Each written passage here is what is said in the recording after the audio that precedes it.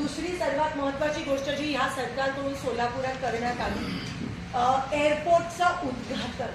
आता आपल्याला सगळ्यांना माहिती आहे की आपल्या सोलापुरात आपल्या समोर मी एक संक्षिप्त सोलापूर एअरपोर्टचा इतिहास त्या ठिकाणी मांडला आहे की आपल्या इथे एअरपोर्ट किती वर्षापासून आहे, किती मोठी विमानं ह्या ठिकाणी लँड झाली आहेत, कधीही कोणत्याही प्रकारचा अडथळा नसताना विमानं लँड झालेत, असताना लँड झाले. तो अडथळा काढल्यावर पण ह्या ठिकाणी पंतप्रधानांचं स्वतः, आणि तुम्हाला माहिती आहे जेव्हा पंतप्रधान येतात तेव्हा ते एमिरेट्स विमानातून येतात. जेव्हा सुशील कुमार शिंदे साहेबांचा वाढदिवस होता 75वा, तेव्हा आम्ही 29 विमानं या ठिकाणी लँड केलेली. पंतप्रधान प्रेसिडेंटचं पण विमान या ठिकाणी लँड झालं. स्वतः गृहमंत्री असताना त्यांचं फॅल्कन किंवा एमिरेट्स जे ATR एवढं असतं, आपल्या इथे ATR पण लँड होत होते. विमानतळ सोलापुरात आधीपासून आहे.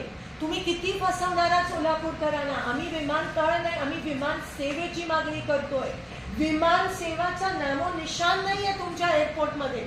विमानतळ एअरपोर्टचं उद्घाटन परवा घेतलेलं आता रद्द करून दिल्ली 2 मिनिटाचं. अहो तुम्ही अजून किती फसवणार. एअरपोर्ट आमचं आहे.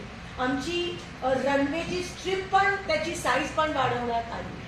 लँडिंग होते मोठ्या मोठ्या विमानांचं. आणि आज तुम्ही लोकांना सांगता की एअरपोर्टचं उद्घाटन होतं. म्हणजे नेमकं काय चाललंय तुमच्या इथे. पण ऐन इलेक्शनच्या तोंडावर तुम्ही एअरपोर्टचं उद्घाटन करताय. विमान सेवा कधी सुरू करणार. आणि मग मागचे 3 वर्ष काय करत होता तुम्ही. तुम्हाला खरंच एअरपोर्टचं उद्घाटन घ्यायचं होतं तर आता ऐन इलेक्शनच्या तोंडावरच का. जे एअरपोर्ट ऑलरेडी आहे त्याचं पुन्हा एकदा तुम्ही उद्घाटन घेणं म्हणजे किती आपली दिशाभूल करताय, किती आपल्या जनतेला फसवताय. ह्या फसव्या